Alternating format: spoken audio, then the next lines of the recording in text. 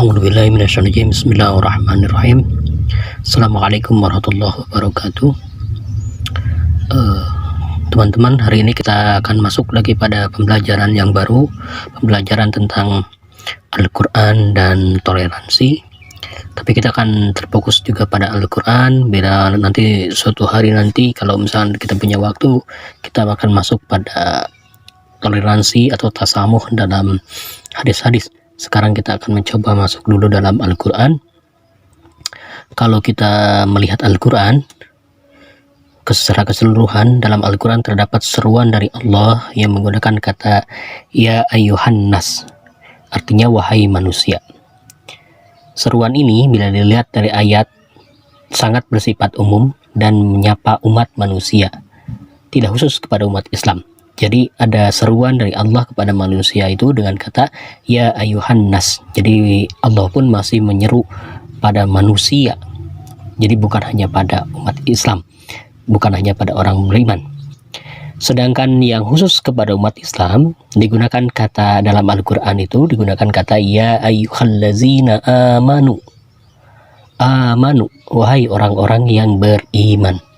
Jadi kalau kita lihat Al-Quran ada kata ya ayyuhan nas, pasti itu untuknya sifatnya untuk umum, yaitu pada manusia-manusia.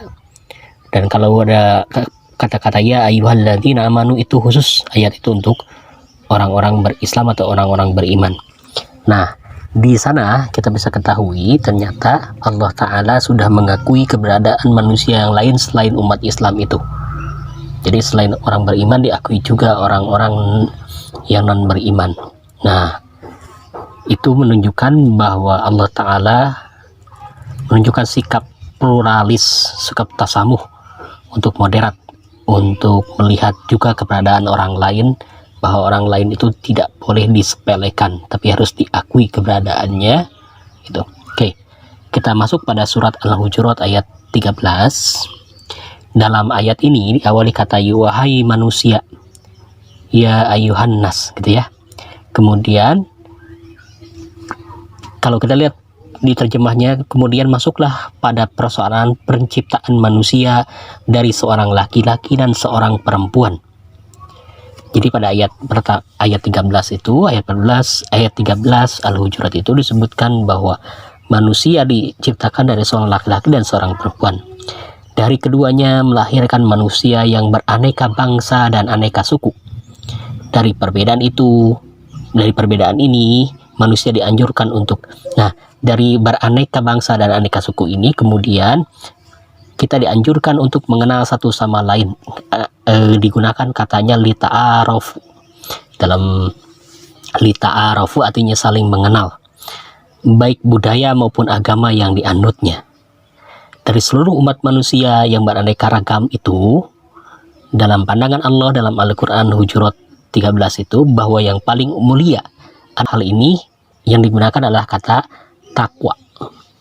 Jadi yang mulia di antara seluruh manusia itu, bahkan di antara umat Islam, adalah yang paling bertakwa.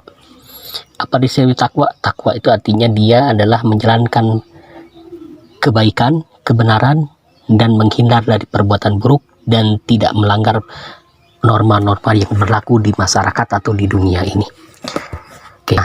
Dari hal ini kita bisa ambil pelajaran bahwa kemuliaan merupakan standar kemanusiaan. Jadi orang yang paling mulia adalah orang yang paling humanis, orang yang paling layak dipuji, paling layak dijadikan ukuran dari hebatnya seorang manusia. Jika demikian, siapapun manusianya dan apapun agamanya, yang perlu dilihat adalah kemuliaannya, bukan ras, etnis, atau keyakinan, baik personal maupun komunal maupun masyarakat. Tapi yang harus kita lihat adalah dia mulia atau tidak dalam kehidupannya, dia melakukan kebaikan atau tidak, dia menjaga etika atau tidak, dia menjunjung tinggi nilai kemanusiaan, atau dia sebaliknya melakukan dehumanisasi atau melanggar nilai kemanusiaan. Nah, prinsip-prinsip untuk memuliakan, menjalankan kemanusiaan, sopan santun, mengenal perbedaan dan sebagainya, itu dalam akhlak, itu dalam pelajaran PAI itu disebut dengan prinsip tasamuh. Tasamuh inilah yang kemudian kita artikan sikap saling menghormati, sikap saling menghargai di antara orang-orang dan di antara manusia dan di antara keyakinan-keyakinan yang ada di antara kita. Dalam Al-Quran ada beberapa prinsip yang harus kita ketahui. Satu di antaranya adalah prinsip kebebasan berkeyakinan. Ini tercantum dalam Al-Quran surat Al-Baqarah ayat 256. Al-Baqarah 256.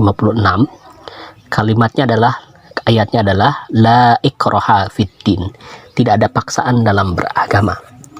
La ikraha fiddin, tidak ada paksaan dalam beragama. Kemudian tercantum juga dalam Al-Quran surah Al-Kafirun ayat 6 yang berbunyi ayatnya adalah lakum dinukum waliyadin. Lakum dinukum waliyadin. Untukmu agamamu dan untukku agamaku. Nah, kemudian juga di dalam Al-Quran ada prinsip kehalalan dan kebolehan menikahi perempuan ahlul kitab bagi laki-laki muslim. Dan halalnya sembelihan hewan oleh ahlul kitab. Tentu sembelihan ini adalah sembelihan yang hewan yang halal seperti domba, kelinci, kemudian juga ayam, tapi disembelih oleh orang non muslim juga boleh. Ya, ahlul kitab non muslim ini dalam istilah Al-Qur'annya nanti disebutkan sebagai ahlul kitab.